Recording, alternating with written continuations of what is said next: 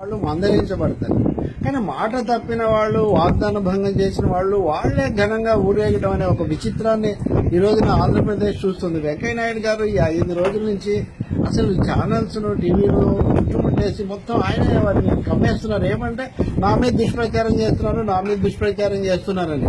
వాస్తవాలను ప్రశ్నించడం, సత్యాన్ని ఎత్తి చూపించడం అన్నది ఆయన పెద్ద దోషంలాగా కనిపిస్తుంది. అసభ్యంగా మాట్లాడుతున్నారు అన్నారు. అసభ్యత ఇంతకంటే ఇంకేం లేదు. సత్యాన్ని మించిన సభ్యత ఎక్కడ ఉంటుంది? సత్యాన్ని కాస్త సమాధి చేసేసి చాలా సత్కారాలు అందుకోవడం అనేటటువంటి పరిస్థితిలో వెంకయ్య నాయుడు గారు కొత్తగా ఏమన్నా ఒక్క ముక్కన్న చెప్పారా? హోదా ఉంది. హోదా విషయానికి వస్తే ఆయన విజయవాడ సభలో నిన్న మాట్లాడుతూ హోదా ఇవ్వడానికి ఆర్థిక పరిస్థితి బాగాలేని రాష్ట్రాలకు కూడా ఇవ్వచ్చు అని ఒక నిబంధన ఉంది కాబట్టి దాన్ని ఉపయోగించుకొని నేను అడిగానన్నారు. మరి ఆ నిబంధన ఎందుకు పాటించలేదు? ఆ నిబంధన ప్రకారం ఆంధ్రప్రదేశ్కు లోటు ఉందని చాలా స్పష్టంగా చెప్తూ ఉంది కదా. 14వ ఆర్థిక సంఘం హోదాకు వ్యతిరేకంగా ఉందన్నారు. దానికి ఏదైనా ఒక నిబంధన చూపించండి అని అడిగారు అందరూ. ఇంతవరకు అదేం చూపించలేదే. అక్కడ అరుణ్ జైట్లీ ప్రకటన తర్వాత పెట్టిన వెబ్సైట్ ప్రకటనలో కూడా వాళ్ళు పొందుపరిచిన 29-30 పారాగ్రాఫుల్లో హోదా నిరాకరిస్తున్నట్టుగా 14వ ఆర్థిక సంఘం ఏమీ చెప్పలేదు.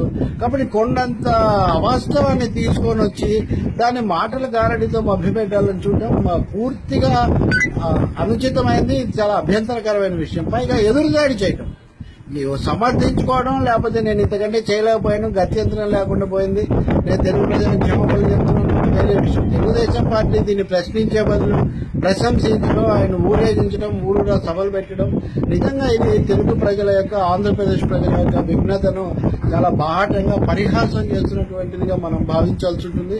నేను చాలాసార్లు అడిగాను. ఉదాహరణకు ప్రధానమంత్రి ప్రకటనలో చాలా ప్యాకేజీలు ఉన్నాయి. మీరు కొత్త ప్యాకేజీ ఇచ్చామంటున్నారు. ప్రధానమంత్రి ప్రకటనలో ఉన్న ప్యాకేజీలో కేబీకే ప్యాకేజీ ఉంది. అది మీరు ఇప్పుడు అమలు జరిపారా? ఎందుకు జరపలేదు? ట్యాక్స్ హాలిడే ఉంది. ట్యాక్స్ హాలిడేకు, పారిశ్రామిక రాయితీలకు, ప్రత్యేక హోదాతో సంబంధం లేదు అన్నది మీరు చేస్తున్న వాదన. మరి సంబంధం లేకపోతే అవి కూడా ఎందుకు ఇవ్వలేదు? ప్రత్యేక హోదా కంటే సమస్య వచ్చింది అనుకుందాం, దాంతో సంబంధం లేదని మీరే చెప్పుకుంటూ సంబంధం లేని కూడా మీరు ఎందుకు మంజూరు చేయలేదు? కాబట్టి చాలా స్పష్టంగా ఆంధ్రప్రదేశ్కి ఇచ్చిన హామీలను ఈరోజు చాలా విచిత్రంగా హైదరాబాద్ లో ఉన్నవాళ్ళు అరుణ్ కుమార్ గారు విభజన కథ అనే ఒక పుస్తకాన్ని విడుదల చేస్తున్నారు. వెంకయ్య నాయుడు గారేమో ఇక్కడ రాష్ట్రం అంతా తిరిగి, అంటే అప్పుడేమో కాంగ్రెస్ పార్టీ చేసినటువంటి హడావుడి, బాధ్యతారహితమైన విభజనను వారు సమర్థించుకుంటూ ఉంటే, ఆ సందర్భంలో అడిగినటువంటి వాగ్దానాలను భంగపరిచిన దాన్ని వెంకయ్య నాయుడు గారు సమర్థించుకుంటే, ఈ రెండు సమర్థనల మధ్యలో సత్యాన్ని తెలుసుకోలేనంత అవివేకంలో ఆంధ్రప్రదేశ్ ప్రజలు ఉన్నారనుకోవడం చాలా పొరపాటు. ఈ చేసినటువంటి వాడికి తప్పకుండా మూల్యం చెల్లించాల్సి ఉంటుంది. అలాగే వంతపాడిన వాళ్ళు కూడా, వెంకయ్య నాయుడు గారి యొక్క ఈ ప్రత్యేక వంచనకు వంతపాడిన వాళ్ళు కూడా తప్పకుండా బోర్డులో సంజాయిషి ఇచ్చేటటువంటి రోజు తప్పకుండా వస్తుంది. సత్కరించే వాళ్ళు ఉంటే దండలు వేయించుకోవచ్చు, కార్లు ఇవన్నీ ఉంటే ఊరేగవచ్చు. కానీ నిజం మటుకు దాచేస్తే దాగని సత్యంలాగా ప్రజలు తప్పకుండా తెలుసుకుంటారు.